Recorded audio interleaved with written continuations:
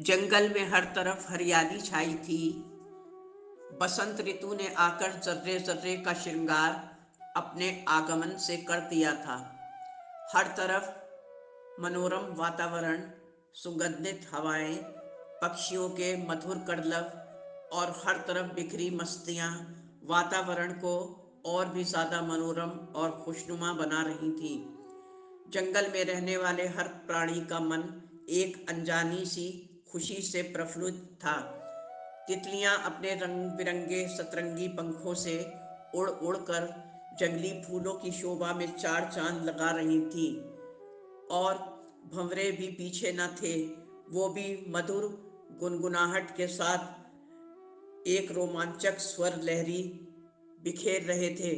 जंगल का राजा शेर बहुत दयालु और ईमानदार राजा था।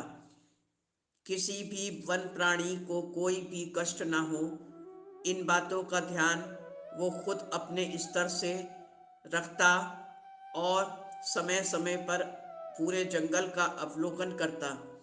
जंगल के सब प्राणी अपने राजा से बहुत प्रसन्न रहते। कहीं कोई हिंसा, उत्पीड़न या अराजकता नहीं थी। छोटे बड़े, कमज़ोर और ताकतवर सब प्राणी मिलजुल कर ही रहते और एक दूसरे पर कोई भी आपदा या विपत्ति आए तो सब एकजुट होकर उन विपत्तियों का हल निकाल ही लेते। दिन इन्हीं खुशनुमा माहौल में गुजरते जा रहे थे। राजा शेर के यहाँ जंगल के कई प्राणी काम किया करते थे।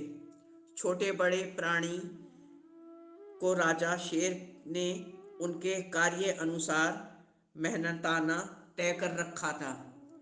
उन्हीं काम करने वालों में एक गिलहरी भी वहाँ काम करती थी। वो बहुत मेहनती और कर्तव्यनिष्ठ थी। राजा शेर उसकी बहुत प्रशंसा किया करते थे और उसके कार्य से संतुष्ट भी रहा करते थे। गिलहरी को मेहनताने के लिए राजा शेर ने एक बोरा अखरोट देने का वादा किया था और ये वचन दिया कि जिस दिन गिलहरी अपना काम समाप्त कर लेगी, वो अखरोट का बोरा उसे सौंप दिया जाएगा। गिलहरी अखरोट के बोरे के मेहनताने को सुनकर बहुत प्रसन्न थी और रोज़ दुगने उत्साह से कड़ी मेहनत करके अपना काम जल्दी से जल्दी समाप्त करने के लिए रात दिन एक करके बहुत जतन से काम में लगी रहती। यहाँ तक कि उसे अब खाने पीने, सोने जागने और आराम की भी कोई चिंता नहीं रहती। बस उसको अपना काम ही दिखाई देता और अखरोट का बोरा उसके ख्यालों में आ आकर उसे बेचैन करता रहता। इस तरह बहुत दिन गुजरते जा रहे थे। खाने पीने में लापरवाही व आराम न करने से उसकी सेहत पर असर पड़ने लगा था। अब वो कुछ कमज़ोर भी हो गई थी और उसकी तबीयत खराब रहने लगी थी। पहले की तरह उसका शरीर भी अब साथ नहीं दे पा रहा था। लगातार मेहनत की वजह से अब वो जल्दी ही थक जाती, पर वो अखरोट का बोरा उसके तसव्वुर में आ आकर उसे जल्दी काम समाप्त करने का हौसला देता रहता। वो अक्सर सोचती कि वो अखरोट का बोरा अगर मिल जाएगा तो मैं खूब आराम करूँगी और फिर मुझे काम की कोई ज़रूरत नहीं पड़ेगी। वो सोचती वो दिन कितने अच्छे होंगे जब मैं चैन से कोटर में बैठकर खूब मनोरंजन करूँगी और अपने दोस्तों की दावत भी करूँगी। यही सब बातें उसे ज़्यादा से ज़्यादा काम करने के लिए प्रेरित करती। अब तक वो अपनी देखभाल ठीक से ना कर पाने के कारण बहुत कमज़ोर हो चुकी थी, लेकिन उसे तो काम ख़त्म करने का जुनून छाया था। अखरोट का बोरा प्राप्त करने के लिए वो हर पल काम करती रहती। इस तरह फिर काफ़ी दिन गुजरते जा रहे थे। अब वो प्रौढ़ावस्था में कदम रख चुकी थी। छोटे छोटे काम करने से भी वो हाँफने लगती, लेकिन उसका जोश और साहस बरकरार था। भले ही अब जिस्म पहले की तरह उसका साथ नहीं दे पा रहा था। धीरे धीरे वो दिन भी आ गया जिसका ना जाने कब से उस गिलहरी को इंतज़ार था। अब वो काम खत्म करके राजा शेर के पास पहुंची तो राजा शेर ने उसे बहुत बधाई दी और उसके काम की बहुत सराहना भी की और एक अखरोट का बड़ा सा बोरा देकर उसको खुशी खुशी विदा किया। राजा शेर के कर्मचारी गिलहरी को महल के बाहर तक छोड़ने के लिए आए। अब वो अखरोट का बोरा पाकर बहुत खुश थी और फूली ना समा रही थी। बार बार छू छू कर बोरे को देख कर निहाल हुई जा रही थी। फिर उसने कुछ देर आराम करने के बाद उस अखरोट के बोरे को खींचना चाहा तो वो टस से मस ना हुआ। वो बहुत भारी था। महल के चारों तरफ कड़ा पहरा होने की वजह से मदद के लिए उसे कोई दूर दूर तक नजर ना आ रहा था। वो बुजुर्ग और कमज़ोर तो हो ही चुकी थी। अब दोपहर से शाम घिर आई तो उसे फिक्र होने लगी। फिर उसने पूरी ताकत से वो बोरा खींचना शुरू किया और जैसे तैसे उस बोरे को खींच तान कर घसीटती हुई अब वो महल की सरहद से कुछ दूर एक पेड़ के नीचे आकर निढाल सी हो गई। अब उस पर काम की अधिकता, कमजोरी, बुढ़ापा और भूख प्यास से बेहाल होने के कारण बेहोशी सी छाने लगी।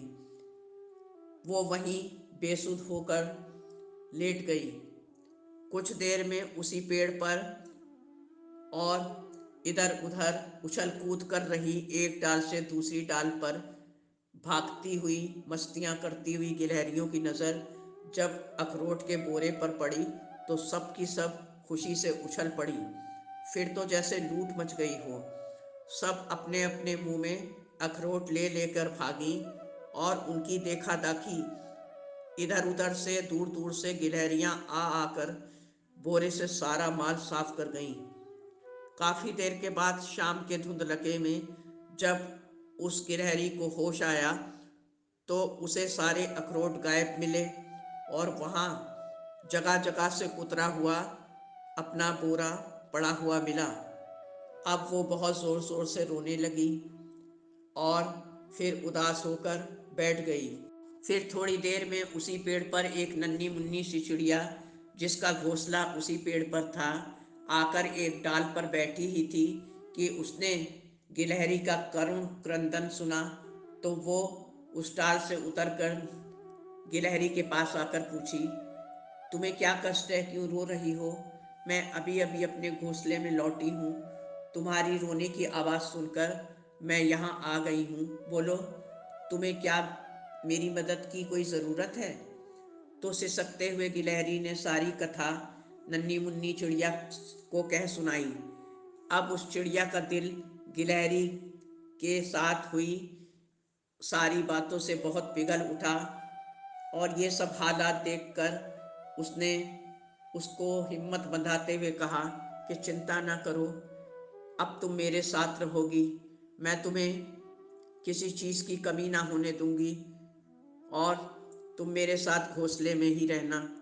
मैं तुम्हें रोज़ दाना चुग चुग कर खिलाती रहूंगी। आज से तुम मेरी पक्की दोस्त हो। ये सुनकर गिलहरी को कुछ तसल्ली मिली।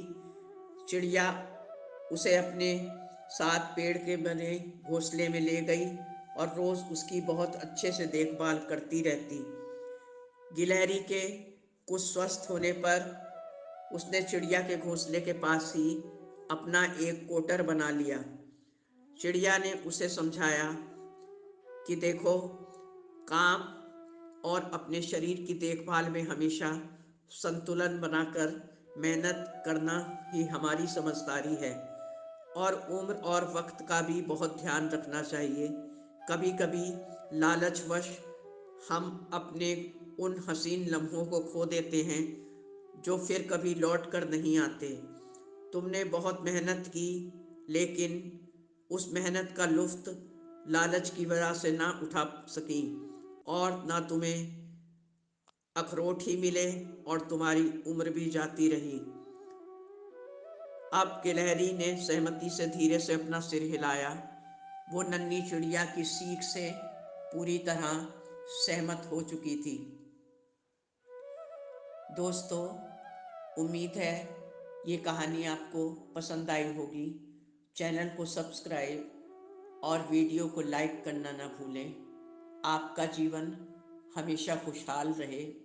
आपकी अपनी जैस्मीन।